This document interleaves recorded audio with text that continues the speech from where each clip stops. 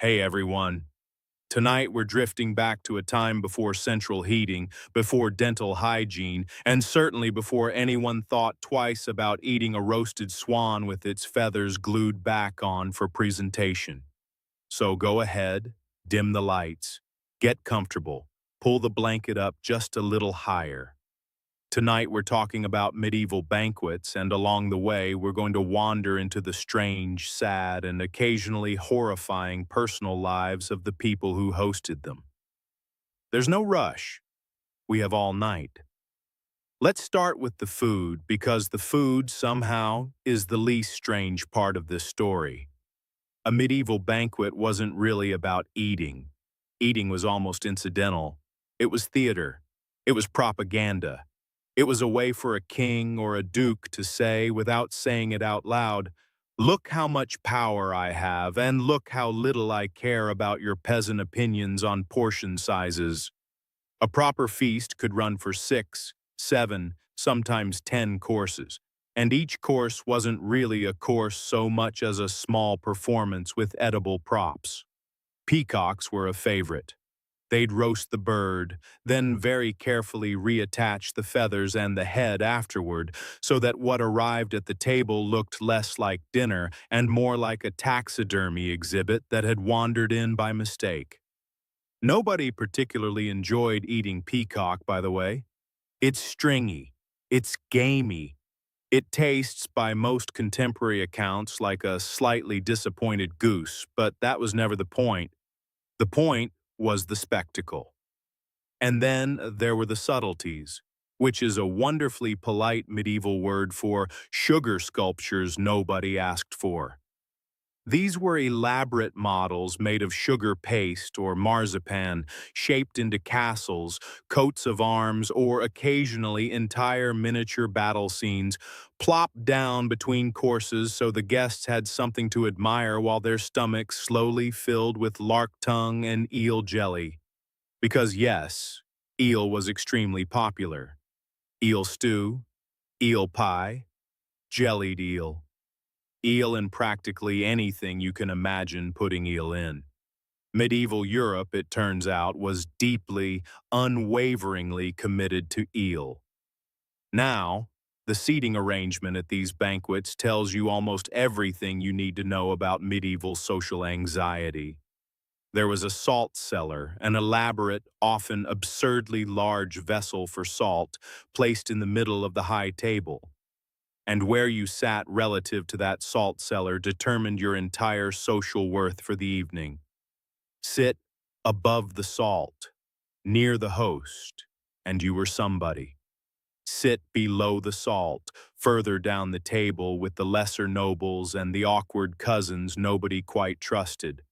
And everyone at the table silently understood exactly how little you mattered. It's a bit like assigned seating at a wedding, except if you got a bad table, the entire kingdom found out about it. Forks, notably, were not really a thing yet in most of medieval Europe. People used knives, spoons, and mostly their hands, which sounds messy until you remember there were very specific rules about hand usage. You were expected to use only 3 fingers to eat, keep your nails clean, not wipe your hands on the tablecloth, and absolutely never, under any circumstances, blow your nose into your napkin. These rules had to be written down repeatedly in etiquette manuals, which tells you they were being violated constantly. People were apparently blowing their noses into the napkins. Constantly. Naturally. Entertainment during these feasts ranged from the charming to the deeply unsettling. Minstrels, sure. Jesters, absolutely.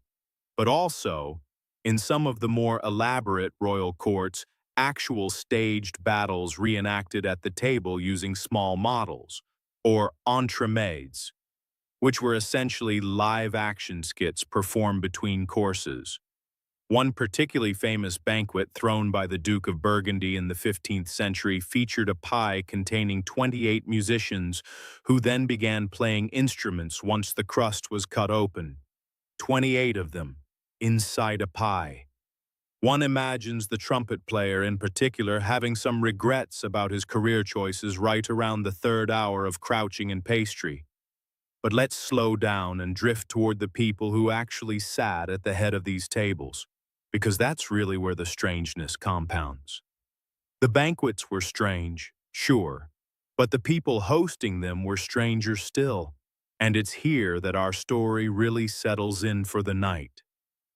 Let's start with the House of Habsburg, because if you're looking for dynastic oddity, the Habsburgs did not just dabble in it.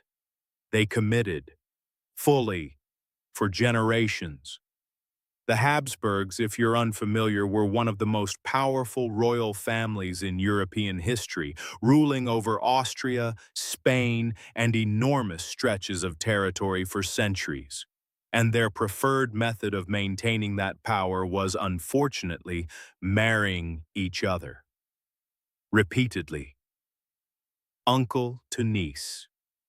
First cousin to first cousin. Generation after generation, the family tree started looking less like a tree and more like an extremely small, extremely tangled shrub. This habit produced what historians now casually refer to as the Habsburg jaw, a pronounced underbite and elongated lower jaw that got more exaggerated with each generation of cousin marrying. It's visible in portrait after portrait, this same jutting jaw passed down like an unfortunate family heirloom nobody could return. The most famous, or perhaps infamous, product of all this genetic narrowing was King Charles II of Spain, born in 1661. His jaw was so pronounced he reportedly could not chew his food properly. He drooled constantly because he couldn't close his mouth all the way. He didn't walk until he was about 8 years old. He didn't speak until around the same age. He was plagued by digestive problems, seizures, and other serious health problems, all likely stemming from generations of extremely close inbreeding. His own mother was his father's niece. His grandmother was also his aunt. They called him Charles the Bewitched, because at the time nobody wanted to say genetically catastrophic, so they blamed sorcery instead, naturally. Charles never had children, and when he died in 1700 without an heir, it triggered the War of the Spanish Succession, a massive European conflict fought largely because the royal family had no direct successor. Let's drift over gently to another branch of dynastic strangeness. Consider the Egyptian pharaohs many centuries earlier who took sibling marriage and turned it into something close to religious doctrine. Brother-sister marriages among Egyptian royalty were common because the royal bloodline was considered divine. Tutankhamun was likely the product of such a union himself. Evidence from his remains suggests several health problems, including a clubfoot, malaria, and bone disorders. He died at around 19 years old. Let's float back toward Europe for a moment. Take King Louis XI of France, who ruled in the 15th century and was known for intense paranoia. One famous story tells of an astrologer predicting the death of someone close to the king. Furious, Louis planned to have the astrologer executed, but first asked him to predict his own death. The astrologer cleverly replied that he would die 3 days before the king. Suddenly fearing for his own life, Louis protected the astrologer instead. Louis also built an iron cage for prisoners and spent his final years hiding inside a fortified castle, terrified of assassination, surrounded by guards and dogs, constantly expecting betrayal. We'll return to more stories of fragile bloodlines, petty kings, and strange royal lives in the next part.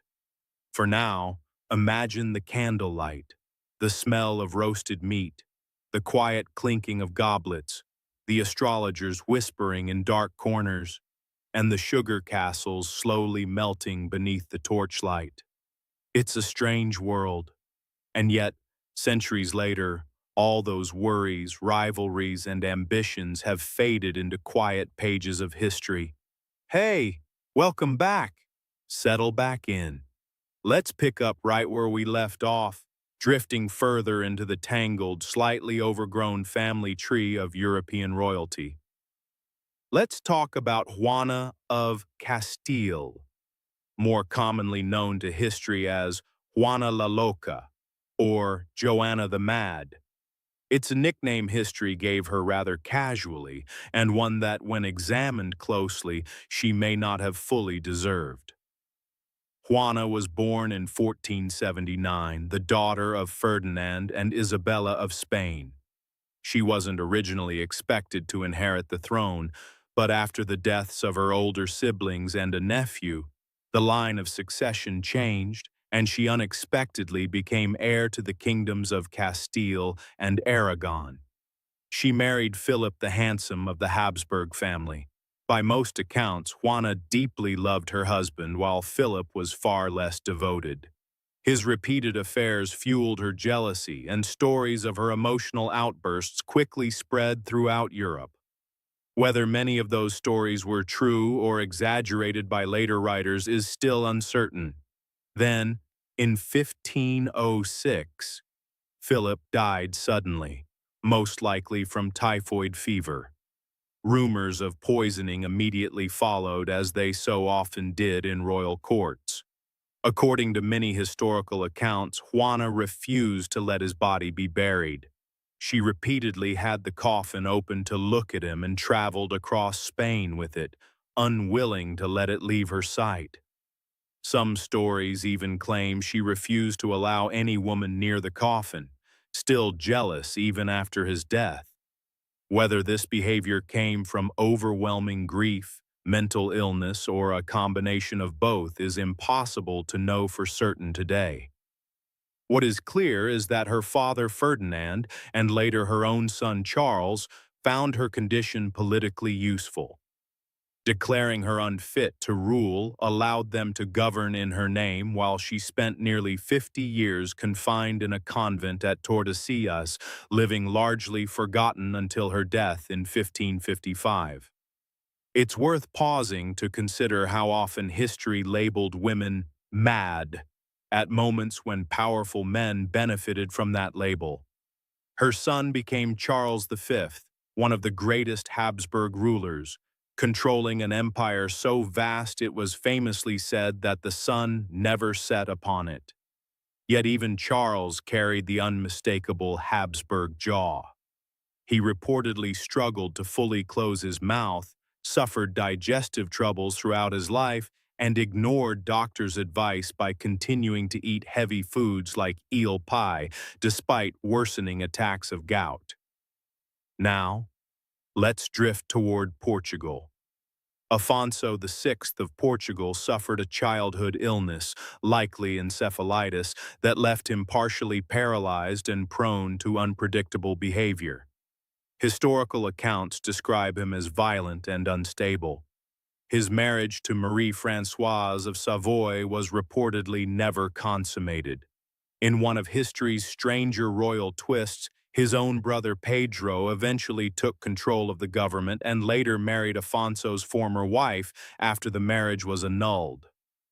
Afonso spent his remaining years in isolation, quietly removed from power while his brother ruled the kingdom. Finally, let's visit Rudolph II, Holy Roman Emperor. Rudolph transformed Prague Castle into a vast collection of curiosities. He surrounded himself with clocks, scientific instruments, exotic animals, strange paintings, and rare objects from around Europe. He supported famous astronomers like Tycho Brahe and Johannes Kepler, helping advance the study of astronomy. But as the years passed, Rudolph became increasingly withdrawn. He avoided meetings with ambassadors, neglected government affairs, and spent much of his time alone with his collections. He never married, though he had several illegitimate children. Eventually, his own brother Matthias forced him to surrender much of his political power. Rudolph died a lonely man, and after his death, many of his treasured collections were scattered or sold. There's something quietly sympathetic about Rudolph. Unlike many rulers we've discussed, he wasn't especially cruel. He simply preferred art, science, and strange collections over the difficult business of governing an empire. Let's pause here for a moment. Let the candle burn a little lower. In the next part, we'll drift across the English Channel to meet one of history's most famous monarchs, a king with 6 wives and remarkably little patience for any of them. All right, let's drift over to England now, to the Tudor court, and to a man whose reputation precedes him rather loudly, Henry VIII. Henry was born in 1491, and interestingly, he wasn't originally expected to become king. His older brother, Arthur, was the heir to the English throne, while Henry enjoyed a comparatively relaxed upbringing filled with music, poetry, sports, and languages rather than the responsibilities of government. Everything changed when Arthur died unexpectedly from illness. Suddenly, Henry became the next heir to the throne. Like so many royal stories we've explored tonight, fate was decided not by careful planning, but by survival. When Henry became king in 1509, he was young, athletic, intelligent, and considered one of the most handsome rulers in Europe. But the image history remembers is very different. A serious jousting accident in 1536 left him with a leg wound that never properly healed. The injury caused years of pain and infection, limiting his movement.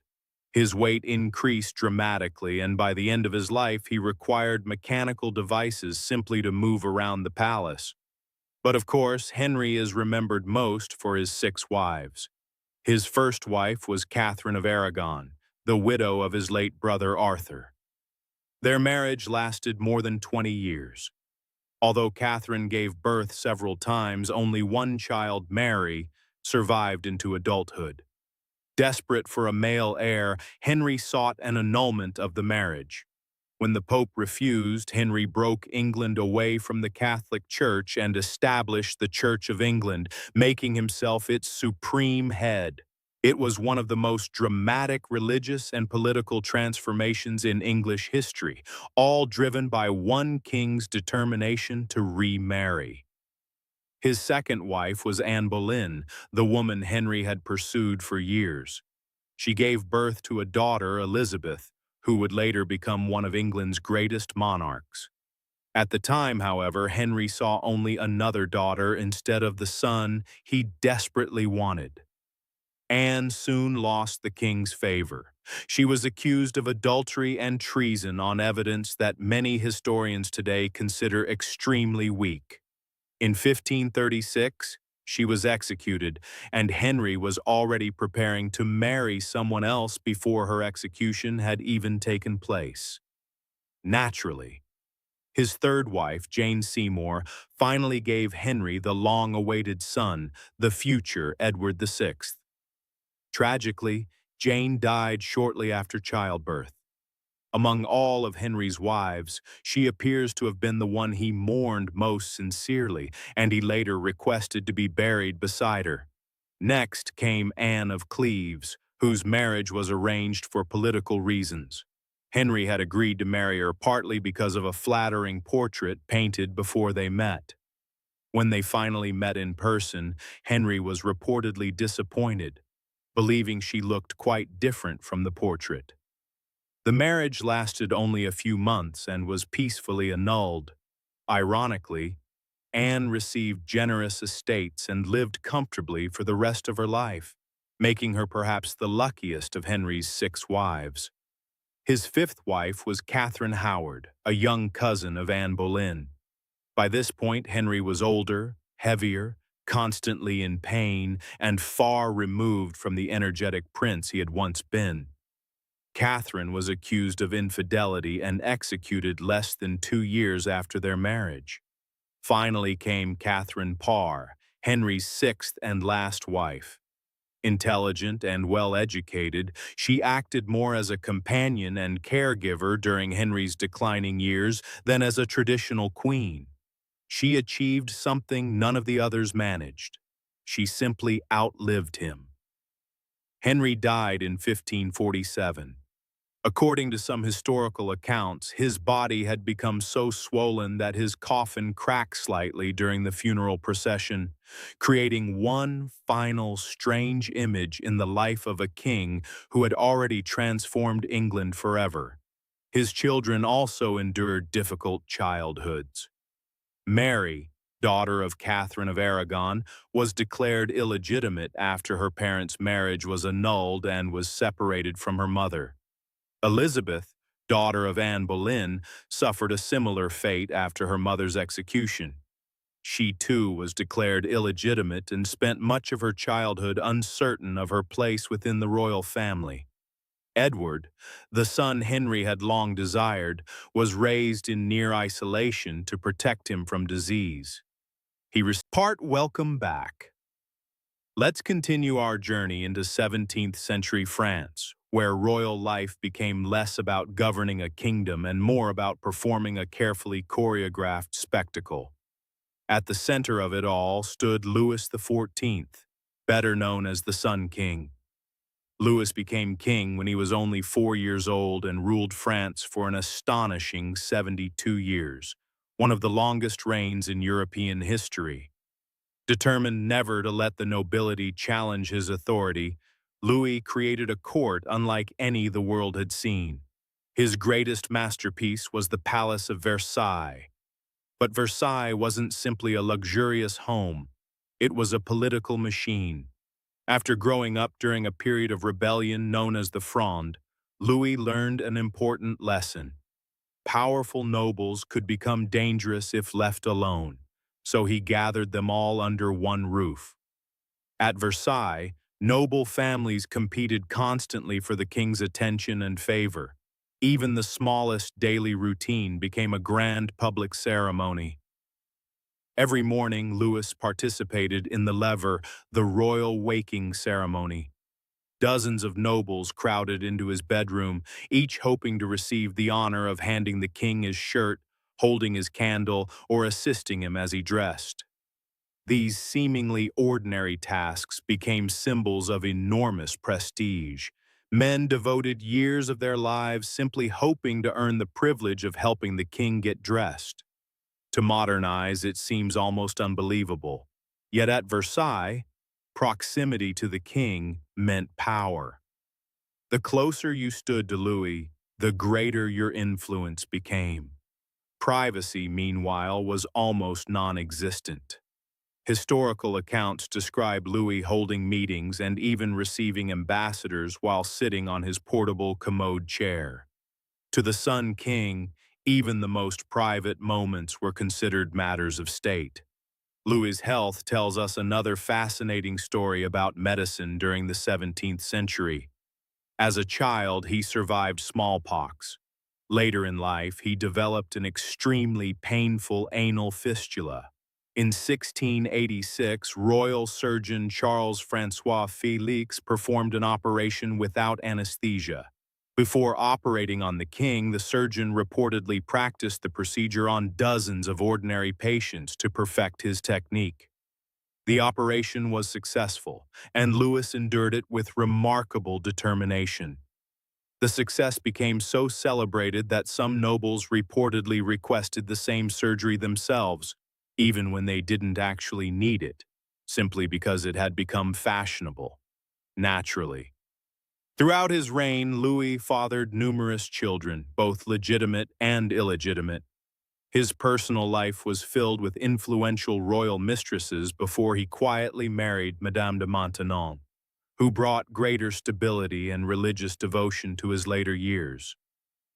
Despite ruling for more than 7 decades, Louis witnessed heartbreaking losses within his own family. His son died before him. Then his grandson died.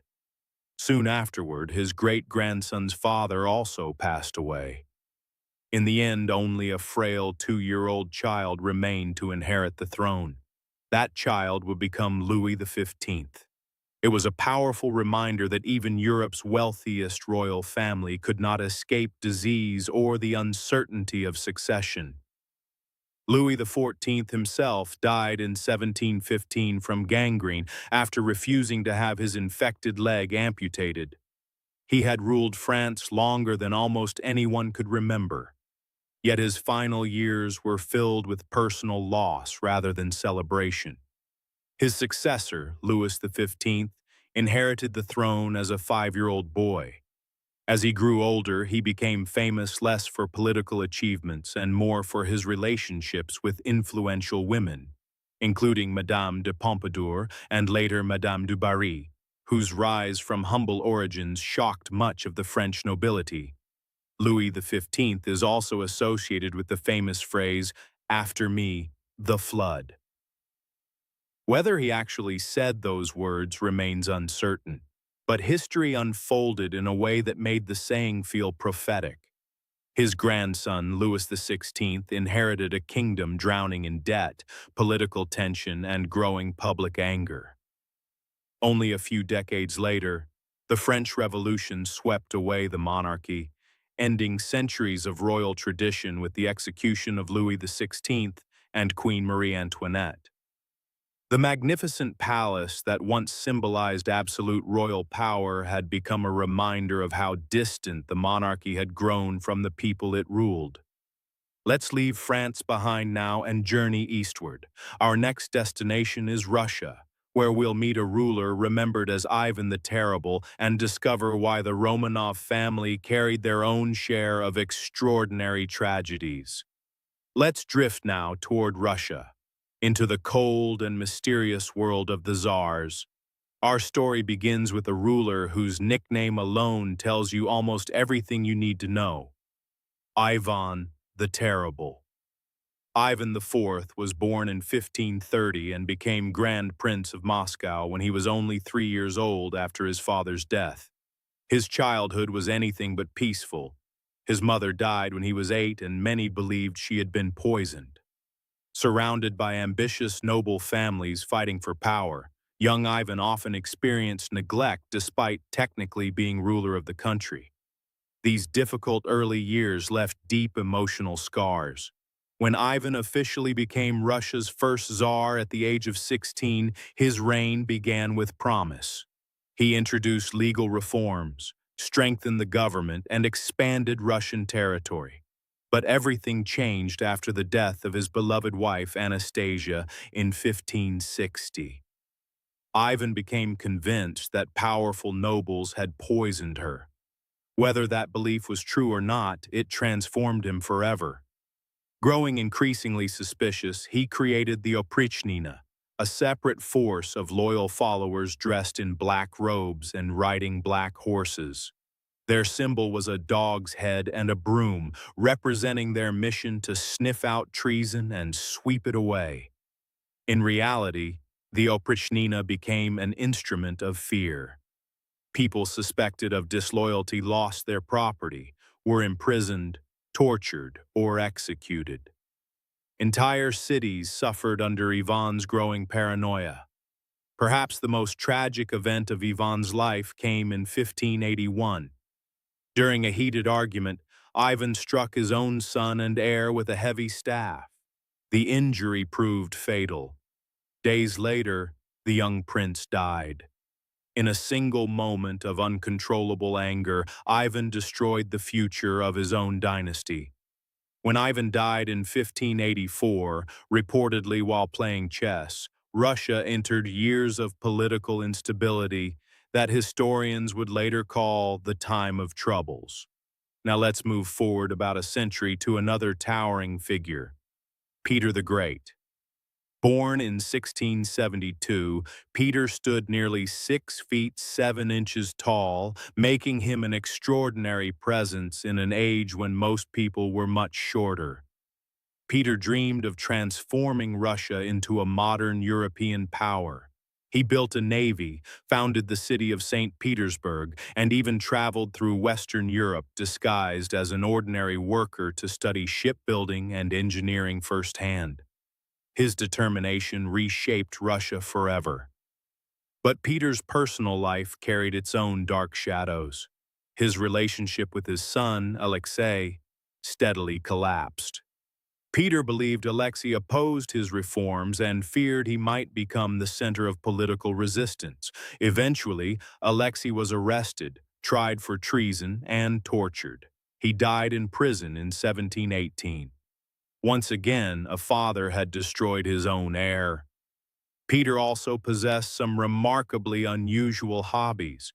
He collected preserved human and animal specimens for his museum, the Kunstkamera, helping establish one of Russia's first public museums. At the same time, he developed a fascination with dentistry. Peter reportedly enjoyed pulling people's teeth himself, sometimes even when the procedure wasn't truly necessary. He kept the extracted teeth as souvenirs.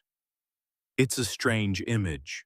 One of Europe's greatest reformers walking through his palace carrying a collection of human teeth.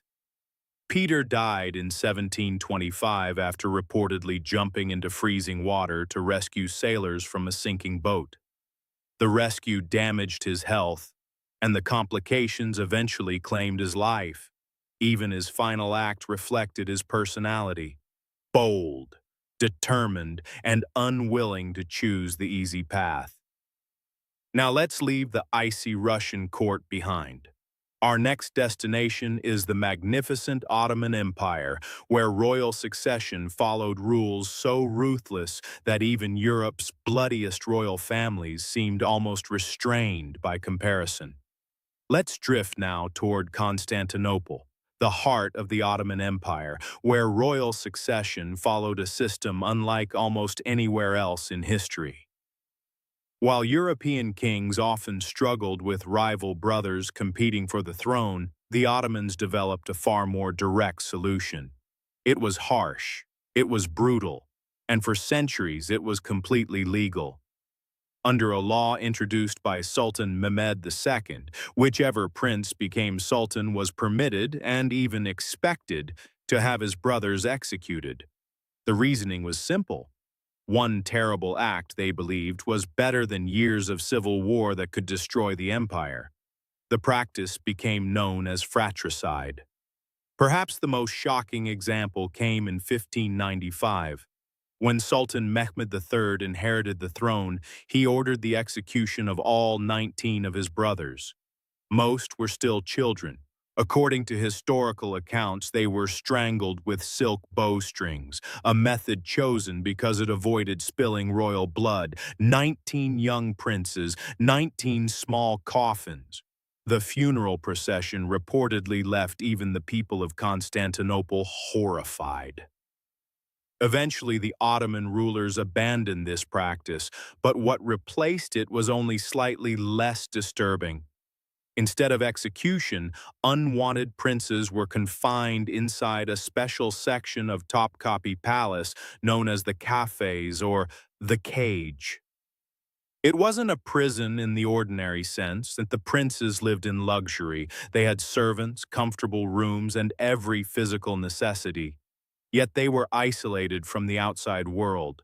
Many spent decades without freedom, never knowing whether they would someday become sultan or quietly disappear forever. One of the most famous prisoners of the cage was Sultan Ibrahim I. For years he lived believing that his own brother might order his execution at any moment.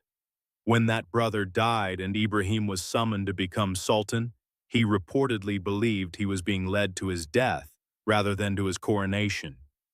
Years of fear had completely shattered his confidence. Once he became ruler, many contemporary accounts described increasingly unpredictable behavior. He developed an unusual fascination with expensive furs, filling palace rooms with sable pelts. Historical sources also describe his search for a woman named Sechir Para, whose arrival at court caused jealousy and political tension among palace officials. Whether every story told about Ibrahim is entirely accurate remains uncertain, but they reflect how unusual his reign appeared to contemporaries. Eventually, dissatisfaction with his rule grew. In 1648, Ibrahim was removed from power and executed. Looking back, it's difficult not to wonder how many of his struggles were shaped by the years he spent living in constant fear inside the cage. Now let's briefly step inside another misunderstood part of the Ottoman palace, the imperial harem. Modern imagination often portrays the harem as little more than a collection of concubines. The historical reality was far more complex. The harem was a highly organized institution that included the sultan's mother, sisters, daughters, female administrators, teachers, attendants, and many others. Among the most powerful women in Ottoman history was Kosem Sultan. As Valide Sultan, or Queen Mother, she exercised extraordinary political influence across the reigns of multiple sultans. For decades, she helped shape the policies of one of the world's greatest empires.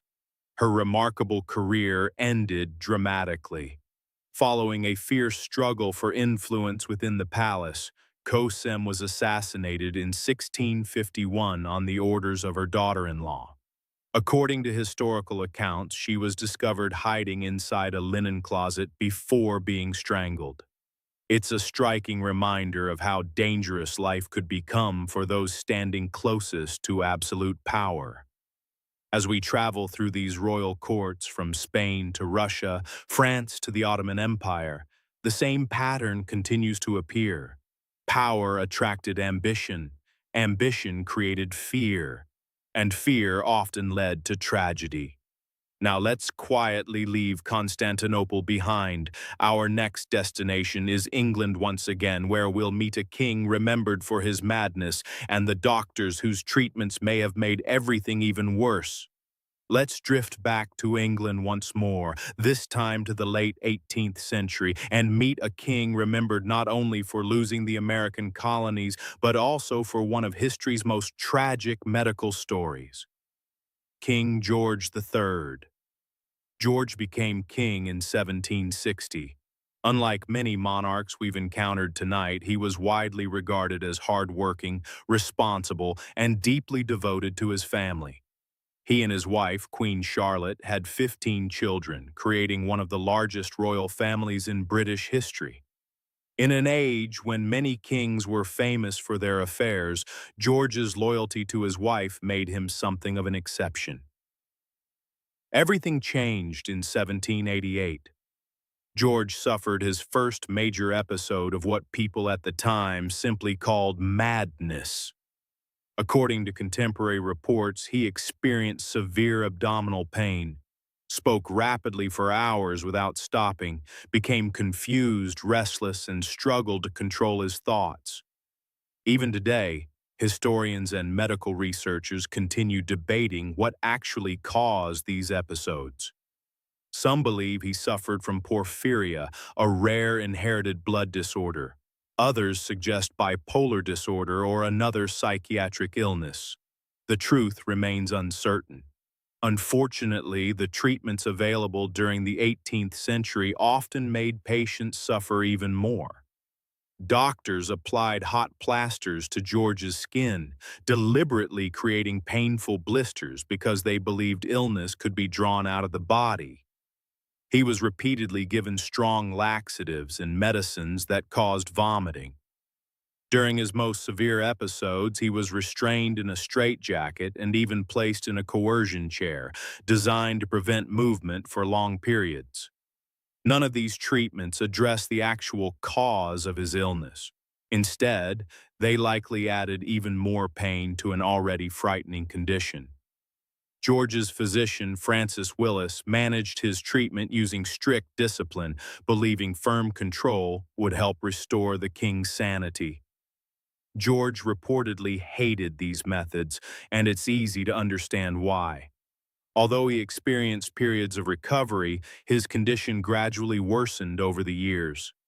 Around 1810, after the death of his beloved youngest daughter, Amelia, George's health entered a permanent decline.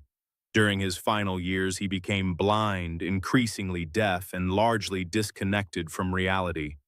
While his son ruled Britain as Prince Regent, George spent much of his remaining life inside Windsor Castle, sometimes believing he was speaking with relatives who had died long before. He passed away in 1820, ending one of the most poignant chapters in British royal history. Now let's turn to his son, George IV. If George III was remembered for discipline and responsibility, George IV became famous for luxury and extravagance. He accumulated enormous personal debts through gambling, lavish clothing, and extravagant building projects. One of his greatest architectural legacies was the spectacular Royal Pavilion at Brighton, a palace whose unusual blend of Indian and Chinese architectural influences made it unlike anything else in Britain. His marriage to Caroline of Brunswick was disastrous almost from the beginning. According to contemporary stories, George was so disappointed when they first met that he immediately asked for a glass of brandy. Caroline, meanwhile, found George equally unimpressive. Their marriage quickly collapsed into years of public arguments, accusations, and political controversy. When George later tried to dissolve the marriage through Parliament, the attempt failed. Caroline was even prevented from entering his coronation, with palace guards reportedly refusing to allow her inside Westminster Abbey. George IV died in 1830, having become extremely overweight during his later years. His physical decline reminded many observers of another famous English king, Henry VIII, whose final years had followed a remarkably similar path. As we continue our journey, we'll leave behind the troubled lives of these kings and turn our attention to something even more heartbreaking: the childhoods of royal heirs, children born into unimaginable wealth and privilege, yet often raised in loneliness, illness, and fear. Let's slow down for a moment. So far tonight, we've met kings obsessed with power, queens trapped by politics, and royal families whose stories often ended in tragedy. But before these rulers became monarchs, they were children. And despite growing up inside magnificent palaces, many royal childhoods were surprisingly lonely. From the very beginning, a prince or princess belonged less to a family than to the state. The moment an heir was born, nurses, tutors, servants, governors, and court officials surrounded the child. Parents often played only a small role in daily life. In many royal courts, babies were handed over almost immediately to wet nurses. A queen might see her own infant only briefly each day. The practical reason was simple. Wet nurses were believed to improve the child's health, while queens were expected to recover quickly and continue fulfilling political duties. Emotional closeness was rarely considered a priority. Education began astonishingly early. Young princes studied history, languages, religion, diplomacy, military strategy, and court etiquette for long hours each day. Mistakes were not easily forgiven. Every lesson carried the expectation that one day they would govern entire kingdoms. Friendships were equally complicated. Every companion might one day become a political ally or a rival. Trust never came easily. Illness cast a constant shadow over childhood. Smallpox, measles, scarlet fever, tuberculosis, and countless other diseases claimed the lives of children regardless of wealth or royal status. Entire dynasties sometimes depended on the survival of a single healthy heir. When that child became sick, the future of a nation suddenly seemed uncertain. One heartbreaking example was Louis XVII of France. The young prince never truly ruled. After the French Revolution, he was imprisoned inside the Temple Tower while still a child. Separated from his family and kept in increasingly harsh conditions, his health steadily declined. He died at only 10 years old. For many years afterward, rumors spread that he had secretly escaped. The mystery captured imaginations across Europe, yet historical evidence eventually confirmed that the child had indeed died in captivity. As the night grows quieter, let's step away from wars, executions, and political intrigue for a while. History has another side, a side filled with wonderfully strange hobbies, unusual pets, and collections so peculiar they seem almost impossible today. Royal families, after all, had enormous wealth, endless curiosity, and occasionally far too much free time. Let's begin with Emperor Rudolph II, whom we briefly met earlier. His palace in Prague became one of Europe's greatest cabinets of curiosities. Long before modern museums existed, Rudolph gathered remarkable objects from across the known world. Paintings, ancient coins, mechanical clocks, rare gemstones, scientific instruments, exotic animals, even objects people believed possessed magical powers. He invited artists, astronomers, mathematicians, and alchemists to his court, turning Prague into one of Europe's intellectual centers. Some visitors described the palace as feeling less like a royal residence and more like an endless treasure hunt. Now, let's travel to France once more. Marie Antoinette developed a rather different hobby. At the Palace of Versailles, she created a picturesque model village known as the Hameau de la Reine. Complete with cottages, gardens, streams, and farm animals, it allowed the queen and her companions to dress in simple country clothing and experience an idealized version of rural life. To modern observers, it seems charming. Yet many ordinary French citizens struggling with poverty viewed it very differently. The contrast between palace amusements and everyday hardship would later fuel growing resentment toward the monarchy. Royal pets could be just as unusual.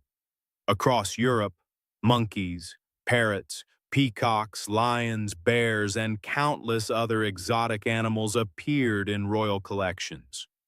Owning rare creatures demonstrated wealth, global connections, and political prestige. Some rulers even maintained entire private menageries long before public zoos became common. One famous example was the Tower of London Menagerie, where kings kept lions, elephants, leopards, and other remarkable animals as symbols of royal power. Visitors often traveled great distances simply to glimpse creatures they had never imagined existed. Even smaller pets occasionally gained remarkable status. Tiny lapdogs accompanied queens into court ceremonies. Parrots learned phrases spoken by nobles. Monkeys sometimes wore miniature clothing and behaved almost like mischievous courtiers. Not every royal pastime centered on politics or power. Sometimes, it simply reflected ordinary human curiosity. People collected unusual objects because they found them fascinating. They cared for beloved animals because companionship mattered. And they filled their homes with beautiful things because beauty offered comfort in uncertain times. These quieter moments remind us that behind the crowns and ceremonies stood ordinary people with familiar interests, eccentric hobbies, and unexpected passions. Now, only one final chapter remains. Let's prepare to bring our long journey gently to a close, and so, as our journey through the royal courts of history quietly comes to an end, it's worth taking one last look around. The banquet tables have been cleared. The musicians have packed away their instruments. The candles burn lower than they did when we first arrived. Only silence remains. Tonight we've wandered through magnificent palaces, towering castles, glittering throne rooms, and quiet chambers hidden behind heavy wooden doors. We've met kings who ruled vast empires, queens whose grief echoed through history, princes raised in loneliness, and children burdened with responsibilities long before they understood what a crown truly meant. Again and again, one lesson quietly emerged. power rarely protected people from ordinary human suffering. The richest rulers still feared illness. The strongest kings still worried about betrayal. The grandest palaces could not prevent heartbreak. Royal blood did not guarantee happiness. If anything, it often demanded impossible sacrifices. Many monarchs spent entire lives trying to secure their dynasties, only to watch carefully laid plans disappear through disease, accident, or simple chance. Children inherited crowns they never asked for. Brothers became rivals. Parents feared their own heirs. Generations repeated the same mistakes, believing somehow the ending might finally change. And yet, history has a gentle way of softening even its loudest voices. The arguments that once shook entire kingdoms have faded into dusty pages. The crowns rest behind museum glass. The castles now welcome curious visitors instead of anxious courtiers. The great halls that once echoed with celebration have become places of quiet reflection. The people themselves, so certain their decisions would shape eternity, have become stories. Stories that remind us how temporary power really is. Perhaps that's why history remains so comforting. It reminds us that every generation believes its worries are permanent, but time moves patiently onward. Eventually, even the greatest empires become chapters in books, and every magnificent palace grows still. Thank you for spending this quiet evening wandering through history with me. I hope these stories help the world feel just a little larger and perhaps a little calmer. Until next time, sleep well. As our evening together draws toward its close, there's one final thought worth lingering on. History is often remembered through its loudest moments. The battles, the coronations, the revolutions, the victories that filled city streets with celebration. But when enough time passes, those dramatic moments begin to fade. What remains are quieter stories, the small habits, the personal fears, the ordinary routines that made extraordinary people feel surprisingly human. A king worrying about his health, a queen grieving someone she loved, a lonely child staring through the windows of an enormous palace, a scholar carefully arranging curious objects inside a cabinet no visitor would fully understand for centuries. These moments rarely change the course of history, yet they help us understand the people who did. Perhaps that's why the past continues to fascinate us, not because its rulers were perfect, but because they weren't. They made mistakes.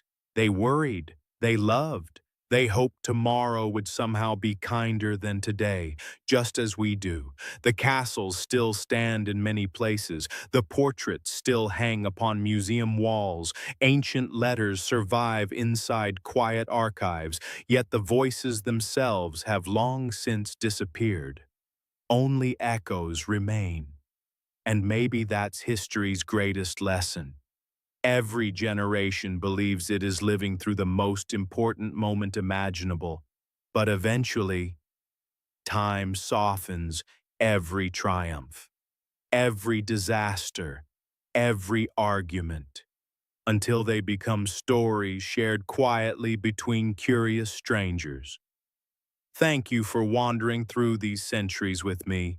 I hope the journey has been peaceful. I hope the stories have offered not excitement, but gentle curiosity.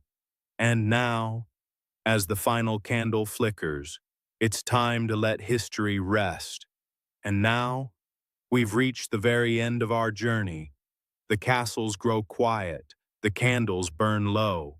The great halls that once echoed with laughter, music, arguments, and ambition now rest in silence.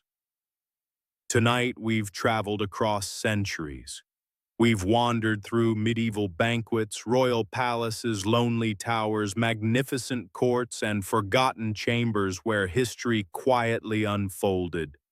We've met rulers who believed their kingdoms would last forever, queens who carried impossible burdens, princes raised for destinies they never chose, children whose futures were decided long before they understood the meaning of a crown. Some sought glory, others searched for peace. Many simply tried to survive the responsibilities placed upon them. Time, however, treated them all the same.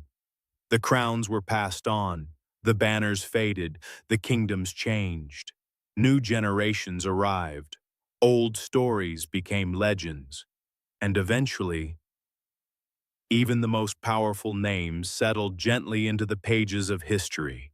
Perhaps that's why looking back can feel strangely comforting. The worries that once seemed overwhelming, the conflicts that appeared endless, the ambitions that consumed entire lifetimes, all became quiet memories. History reminds us that nothing remains unchanged forever.